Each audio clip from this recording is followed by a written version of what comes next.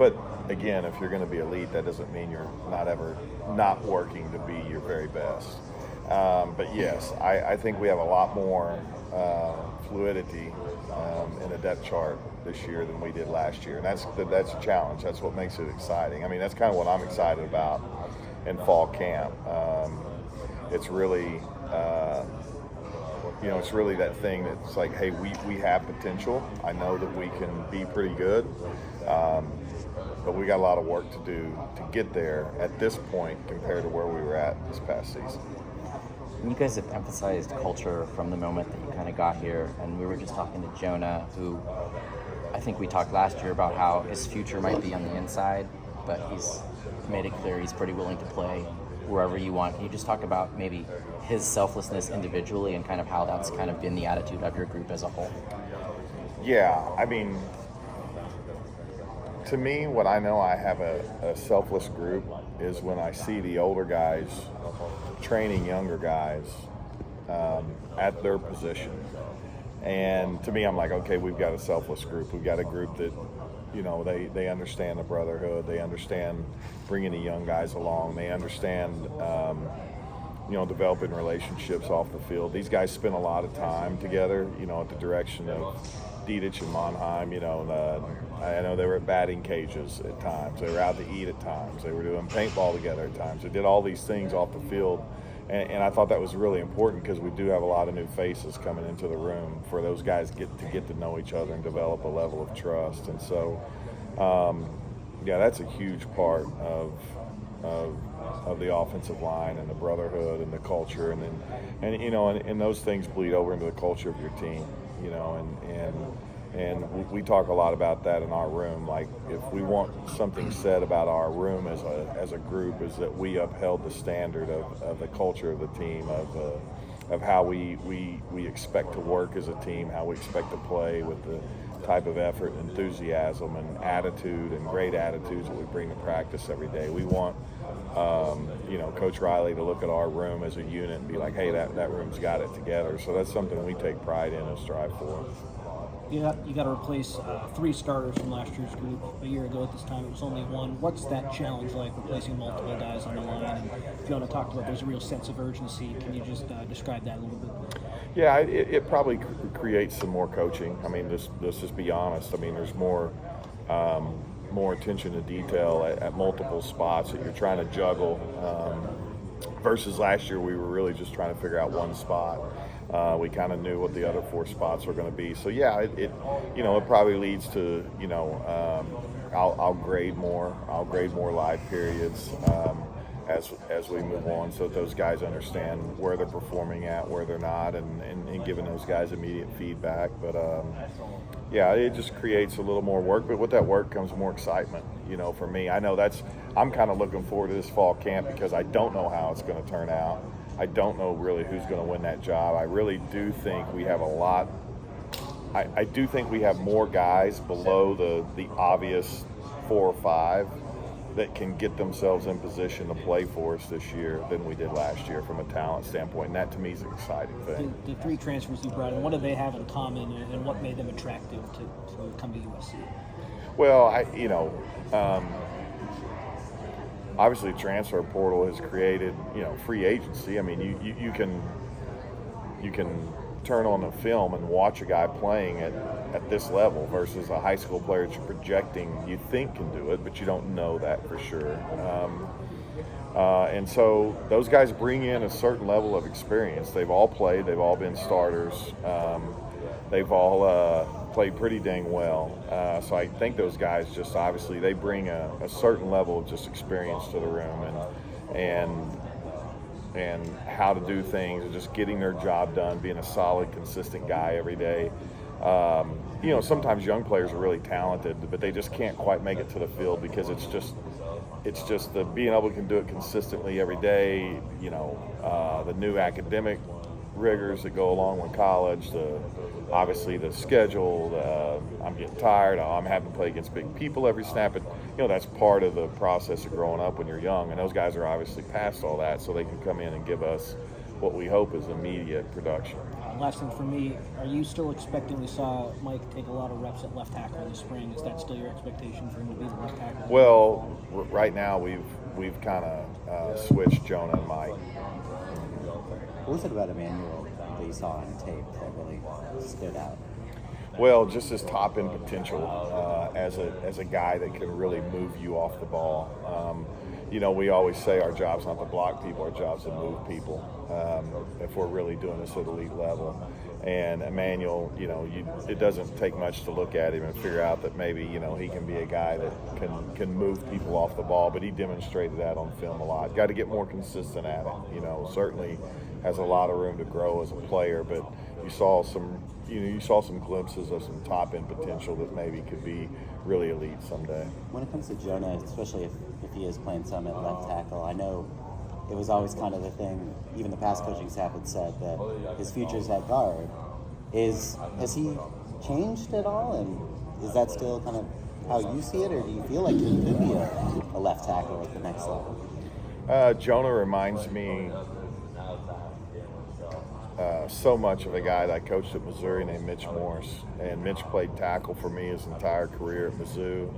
Got drafted by the Chiefs to become a center. I think he's now in his 9th season. So do I think that's probably Jonah's future? Yes. Do I think he can be a great player as a tackle in college? I do. When you look at the running game from last year, what are the steps forward you think you guys can make from what you put on film last year? Well, I think we can be. There's several things. One, we can be so much better using our hands. Our hands are still outside way too much. So just as far as hand placement on the defender and getting hands inside, that's going to help us improve tremendously. Pad level is one, and then I think we've got to get better at moving double teams. Just probably over the season, too many opportunities where we had to double someone and get movement off the ball where we didn't get the kind of movement that we would like, and that goes back down to those first two things I talked about. Really, pad level. It's technique things. It's pad level and hands inside and leg drive. I mean, those things don't change, but they sound cliche, but it is what it is. So that to me is where we need to get better at running the football. Elijah Page was the one freshman I think that arrived early. Yes. Where does he stand currently heading into fall camp? Well, there's always a depth chart of a 2 deep. We'll work him with the second group at left tackle. So there's always a depth chart of a 2 deep, and then there's that depth chart that's number 1 through 10. And if someone gets injured, we're trying to find a way to get 6, 5, 4, 2, and 1 on the field. And however that combination looks like and where those pieces best fit. So obviously, he's a true freshman. I think he's got a chance to be a really good player. But when you go to that 1 through 10, he's down that depth chart level. So his challenge is to move his way up that 1 through 10. Do I think that he can do that? Definitely. And I think for a true freshman, he's way closer than even I thought he would be. I know Lincoln said recently that year 2 feels a lot different than year 1. How have you maybe seen him be different in year 2 versus year 1? If at all. Not really at all. The one thing I loved about Coach Riley when we first got here, he was like, to the team, to us, he was like, no excuses. We aren't going to use year 1 as an excuse that, oh, well, we lost this game, or, well, we didn't quite perform up to par. He's like, that ain't going to happen. And then he's attacking year 2, like, hey, this is year 2. We're not waiting for the future. We're not waiting. Well, hey, once we get, he's like, hey, what about this team? This team's got a chance to be special, and we're going to try to go make this thing special this year. So, to me, his competitive spirit, his nature, and like that, that drive that he has.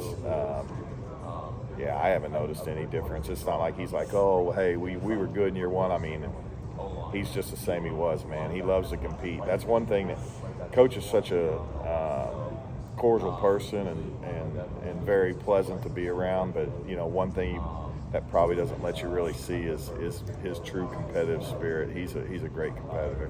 What went into flipping the tackles?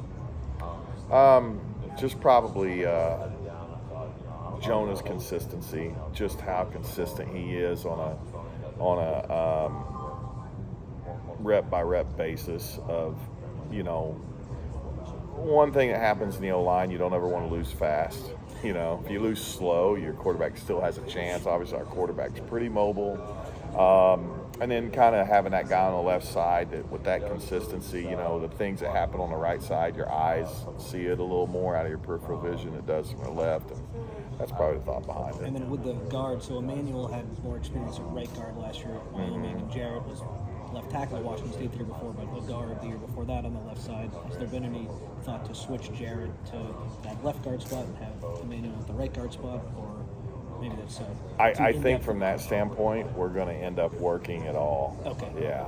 I mean, we're one thing that we're going to do a little more of in this camp is move guys from right to left, left to right, to see where, again, we're trying to figure out what our best combination is, where guys are best suited at, and it's like when I was playing, sometimes where I ended up at wasn't so much about me as it was maybe about the other couple of guys that were competing for those other spots. And if one guy kind of won that spot, it might move one of your other good players to a different spot, and so I think those combinations, they're places to start. We'll see where we finish.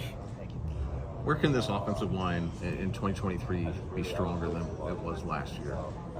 Well, I think we're going to be bigger, especially on the interior.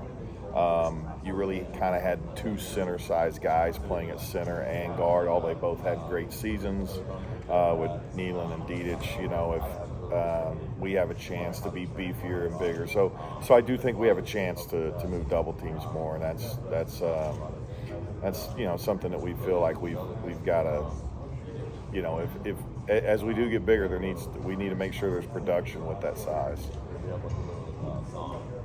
I saw you tweet about the offensive line fellowship. You had a picture of all those guys. I don't know what pool that was, your house, coach's house, whatever. But what does it mean to be part of the offensive line fellowship in your eyes? What do you got to do to be a part of that brotherhood?